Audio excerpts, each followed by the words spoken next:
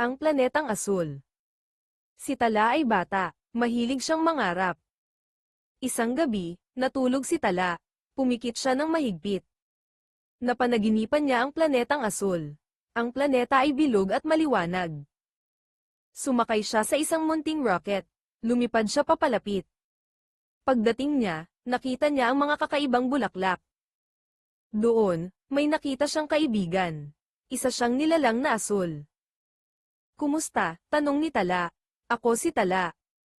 "Ako si Asul ito," sagot ng kaibigan. "Maligayang pagdating." Pinasyal ni Asul ito si Tala. Ang paligid ay tahimik at payapa. Nakita nila ang mga bahay. Ang mga bahay ay hugis tuldok. Walang pader ang mga bahay.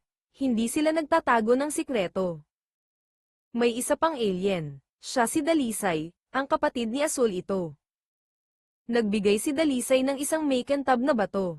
"Para sa iyo," sabi niya. Naglaro sila sa parang. Ang laro nila ay pagtawa lang. Hindi sila nag-aaway. Mahalaga ang pagmamahalan sa kanila. Natuto si Tala ng isang aral. Ang aral ay, maging mabait. Oras na para umuwi si Tala. Nagpaalam siya sa mga kaibigan. Bumalik si Tala sa kanyang kama. Nagising siya at ngumiti. Totoo ang kanyang biyahe. Ang planetang asul ay nasa isip niya. Maging matanong ka at mag-imagine.